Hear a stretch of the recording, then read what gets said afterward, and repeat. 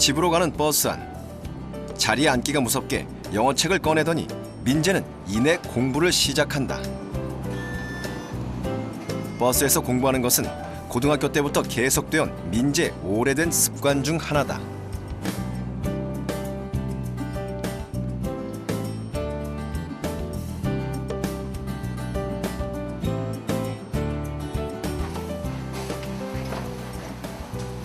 현관을 들어서자 할머니가 반갑게 맞아주신다. 지병으로 방 안에 누워 계시는 할아버지께 인사드리는 것도 잊지 않는다. 조금은 좁은 듯한 민재의 방. 책장에는 민재가 공부했던 수험서들이 빼곡하다. 대학 1학년, 민재는 아직 버리질 못했다. 저녁상을 준비하는 할머니의 손길이 분주하다. 신부전증으로 인해 염기 있는 음식을 드시지 못하는 할아버지. 상을 따로 차리다 보니 식탁에는 민재와 할머니 둘뿐이다. 식사가 끝난 뒤 설거지를 시작하려는 할머니를 말리는 민재. 요즘 설거지는 민재 차지였다. 설거지를 이렇게 많이 도와주고 그래요? 제가 중학교 때는 좀 도와드렸는데 고등학교 때는 시간이 없다 보니까 못 도와드리고 지금 다시 도와드리겠죠. 고등학교 때는 공부한다고 집안일을 돕지 못했다. 부모님이 계셨다면 공부만 열심히 해라 그랬을지도 모르지만 민재는 할머니, 할아버지뿐이었다. 민재 혼자서 이겨내야 했던 일이 많았다. 싼 거 눕잖아요 그냥. 활짝 웃고 얘는 활짝 웃고 얘도 그렇게 쌍거든이 없고. 민재의 아버지는 민재가 4살 때 갑작스런 교통사고로 돌아가셨다. 민재가 11살이 되던 해 어머니마저 민재를 두고 떠났고 그때부터 민재는 할머니, 할아버지 곁에서 자랐다.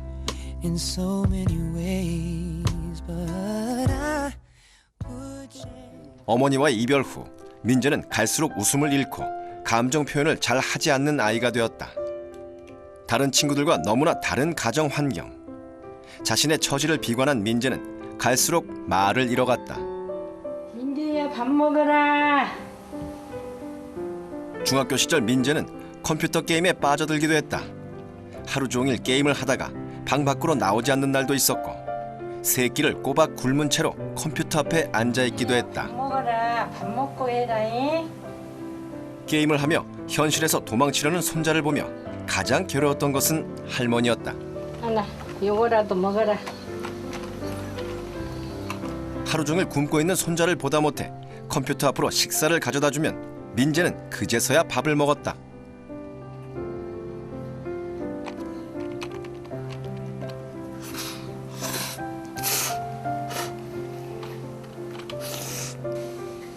갈수록 심각하게 게임에 빠져드는 민재.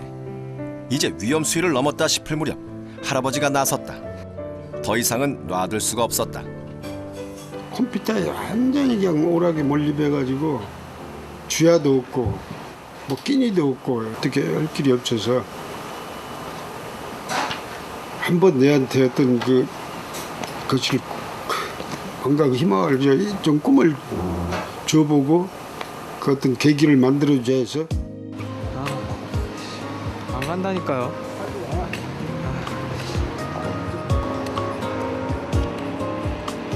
가기 싫어하는 손자의 손을 잡고 나선 길.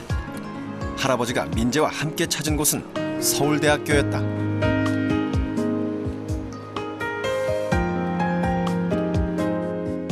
넓은 세상, 저마다 제 몫의 삶을 살기 위해 노력하는 젊은이들. 미래에 대한 기대와 설레임으로 충만해지는 기쁨. 할아버지는 도전하는 마음을 가르쳐주고 싶었다. 이제 부탁한다. 응? 너도 알다시피 어린 마음이지만 할아버지는 공부해라, 게임하지 말아라라는 말을 하지 않았다. 돈도 없지. 비록 민재가 처해 있는 현실은 불행하지만 노력하는 것에 따라 미래는 달라질 수 있다. 그러기 위해서는 자신의 목표를 분명히 하고 미래를 위해 살아라. 그것이 할아버지가 민재에게 해주고 싶은 이야기였다. 그러니까 정말 힘들다. 그러지만 너가 희망을 포기 않고 끝까지 도전을 해주기 위해서 내가 오늘 이 서울대학교 알지도 못한 길을 물어물어 찾아서 그러니까 너한테 힘을 내주는 거니까. 할아버지의 진심 어린 충고는 민재의 마음을 움직였다. 서울대 방문은 민재의 삶의 방향을 바꾸는 크나큰 전환점이 되었다. 서울대 오기 전까지는 저 스스로 굉장히 불행하게 생각했거든요. 왜냐면 아버지도 안 계시고 어머니도 안 계시고 할머니 할아버지 밑에서 자란다는 그런 환경이 그리 흔한 건 아니잖아요. 그래서 왜 저한테만 이런 일이 일어날까 불행하게 생각도 했었는데, 제가 한번 불행을 극복하기 위해서 뭘 해야 될까 한번 생각해 봤더니 그 해답이 공부였던 것 같아요. 보다 나은 내일을 만들기 위해 지금 할 수 있는 일. 민재가 선택한 것은 공부였다. 집에 돌아온 민재는 실천에 들어갔다. 그리고 다시는 게임에 손대지 않기 위해 집에 있던 컴퓨터를 버렸다.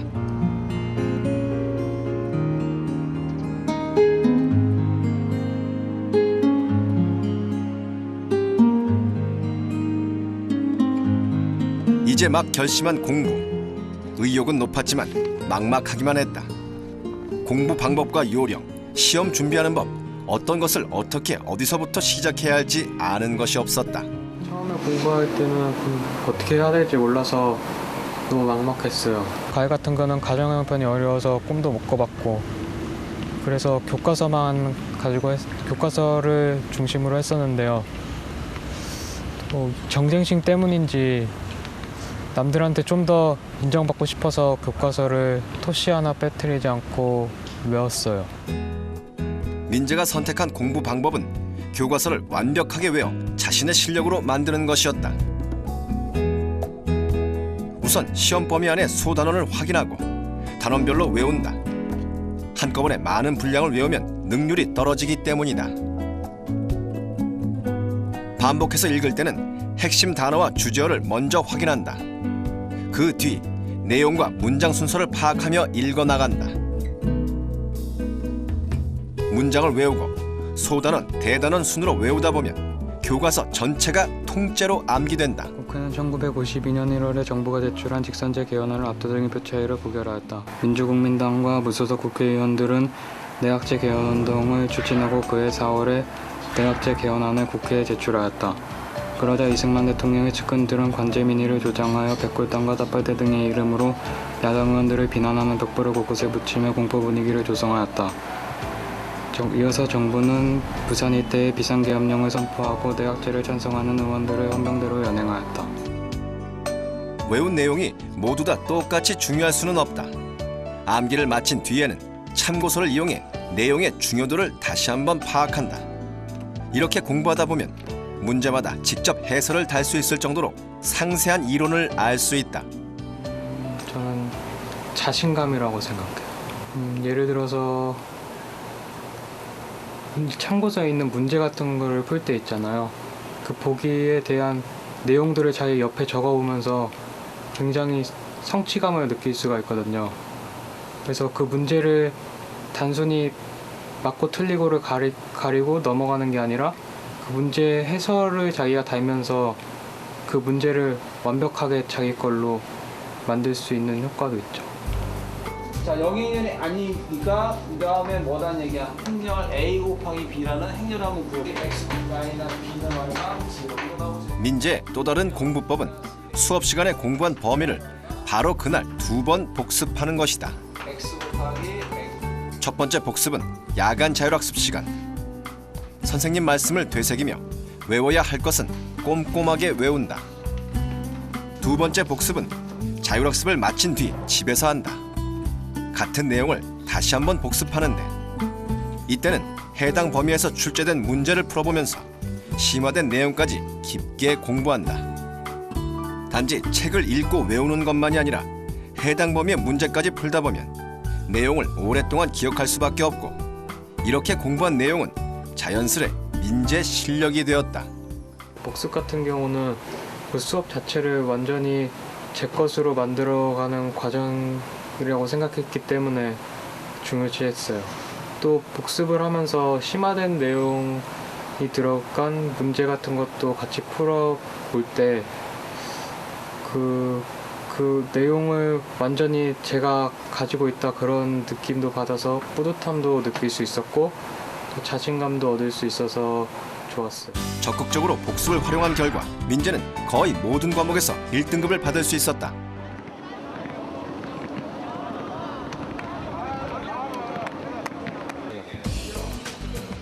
방학을 맞아 선생님들께 인사를 드리기 위해 오랜만에 고등학교를 찾은 민재. 민재 왔니? 잘 지냈니? 네. 그거 어떻게 학교 생활은 잘하고? 네. 일단 여기 좀 앉아. 민재가 제일 먼저 찾아가 인사를 드린 분은 안은주 선생님. 민재 2학년 때 담임 선생님이셨다. 주로 그 많은 시간을 어떻게 보냈어? 그게 궁금해 정말. 선생님이 기억하는 민재는 어떤 학생이었을까? 자기 자신을 막 채찍질 해가면서 독하게 공부하는 모습은 있었어요.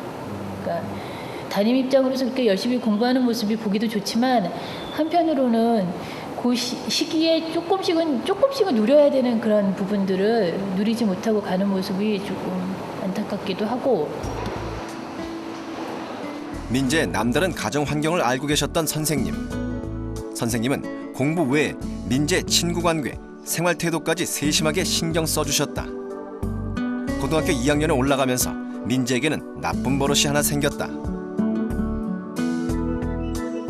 공부할 때마다 자꾸만 손톱으로 손을 긁어 손가락에 상처를 내기 시작했다.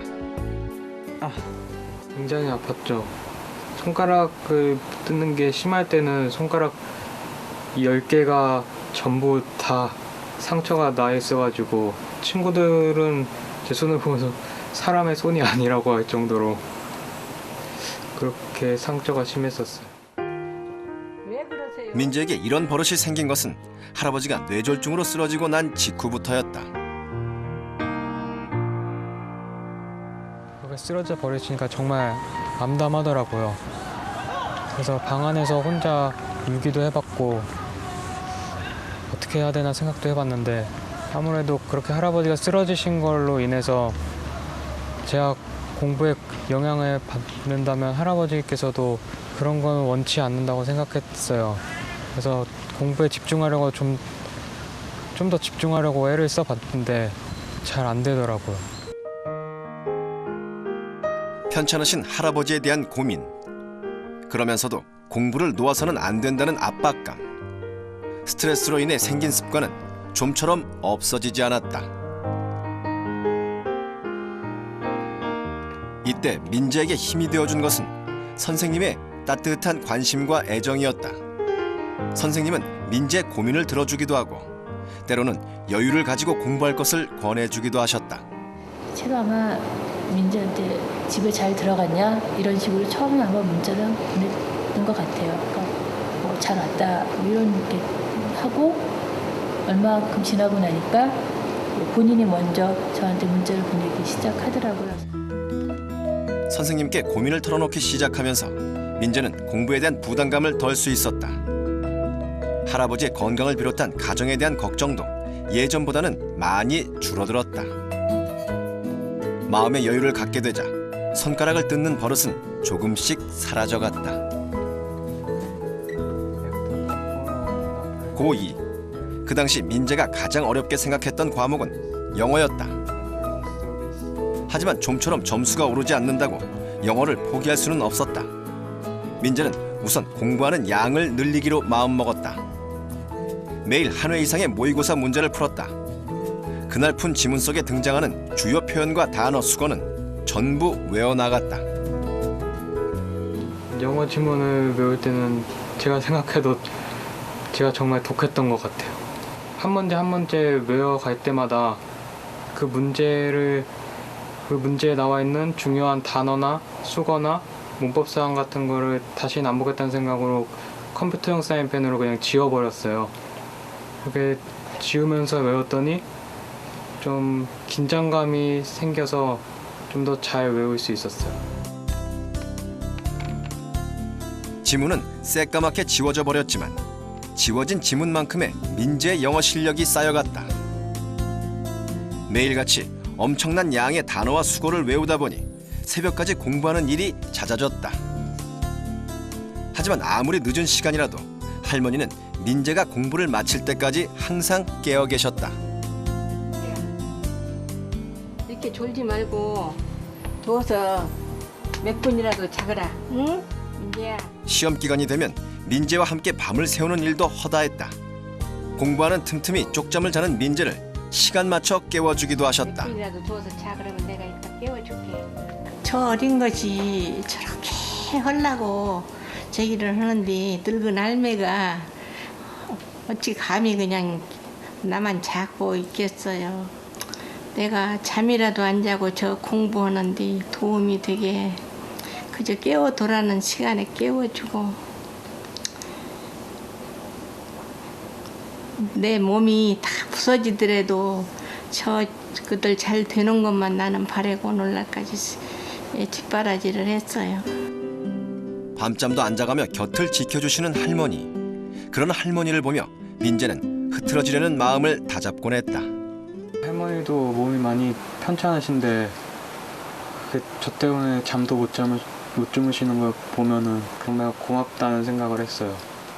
그래도 그 당시에는 제가 공부를 해서 나중에 갚아드려야겠다 그런 생각을 했죠. 대입을 몇 달 남기지 않은 고3 여름. 민재의 건강에 이상이 생겼다. 귀에서 이상한 울림이 들리기 시작했다. 스트레스성 이명 증상이었다. 작은 소리에도 너무나 민감해진 상황. 동생과 계속 한 방에서 공부하는 것은 무리였다. 그렇다고 독서실을 다닐 만한 형편도 아니었다. 이제 고3 되고 하는데 공부를 시켜야 하는데 그 속에서 둘이 도저히 견딜 길이 없더라고요. 가족들은 민재가 조금이라도 편한 환경에서 공부할 수 있는 방법을 고민했다. 가족들은 거실에 커튼을 쳐 새로운 방을 만들었다. 동생은 수능을 앞둔 형을 위해 기꺼이 공부방을 양보하고 거실에서 생활했다. 임시 방편으로 마련한 방. 하지만 민재와 동생 모두 자기만의 공간에서 공부할 수 있다는 장점이 있었다. 남은 수험 기간, 난생 처음 자신의 방을 갖게 된 민재는 더욱더 공부에 몰입해 나갔다. 걔가 표현은 잘 안 해도 저 혼자 조용히 있으니까 좀 집중도 되고 이 모의고사나 뭐 볼 때 성적이 확확 올라가더라고요. 모의고사 전 과목 1등급. 이것은 가족들의 눈물과 민재의 땀으로 일군 성적표다.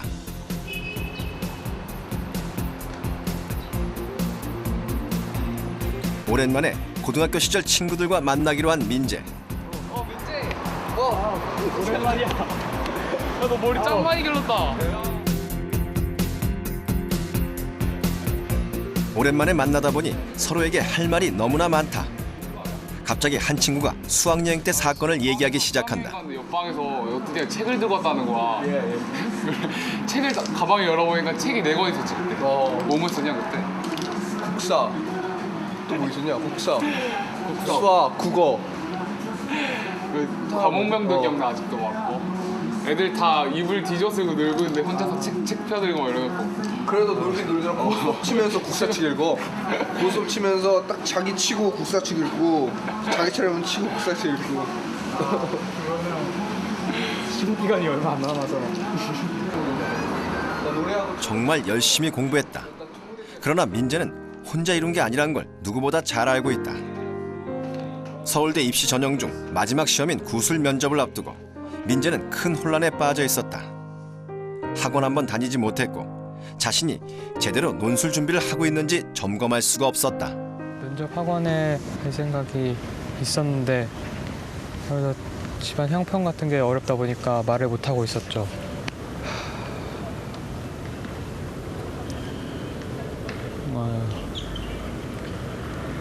돈이 없는 게 이런 느낌이구나. 저를 약간 비참하게 생각했던 것 같아요. 구술 시험을 5일 앞둔 상황. 논술 시험을 위해 많은 학생들이 학원을 다닌다는 것을 알게 된 할아버지는 불편한 몸을 이끌고 직접 강남에 있는 학원을 찾았다. 그토록 최선을 다해 공부해왔던 손자인데 민재 대학 합격을 위해서라면 동량을 해서라도 가르치고 싶었다. 그렇게 해줬으니까 뭐라고 뭐 감사를 드려.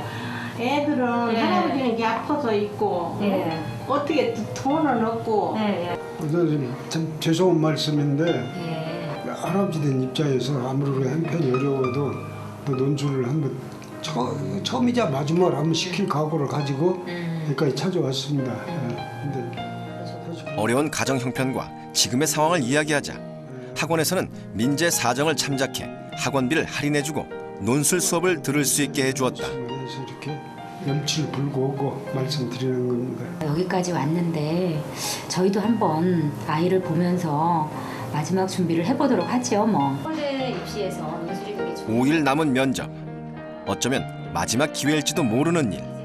손자에게 해줄 수 있는 마지막이라고 생각하니 그 어떤 일도 할 수 있을 것만 같았다. 우리가 뭐 굶더라도 좀 딴 데 돈을 못 쓰더라도 이거 하나만 마지막으로 해주고 그리고 최선을 다하고 떨어지면 그 후회는 없잖아요. 근데 주변의 사랑과 정성 그리고 본인의 노력으로 민재는 결국 서울대 4년 장학생이 되었다. 뭐 고생은 다 어디로 간 것 같고 날라갈 것 같은 오직 하면 이 빌라에서 우리가 이렇게 가난하고 이렇게 관리비도 못 내는 그런 집에서 서울대 갔다 오니까 동네 이 빌라에서 프랑카트를 해주었어요.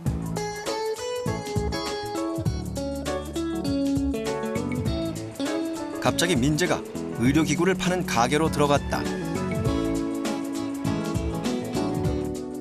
지팡이 높아나요? 여기? 예, 지팡이 있는데요. 무릎에 생긴 무록 때문에 언제나 걸음이 불편하셨던 할머니. 지팡이를 짚고 다니신다면 걸음이 조금은 더 편해지지 않을까 늘 고민이었다.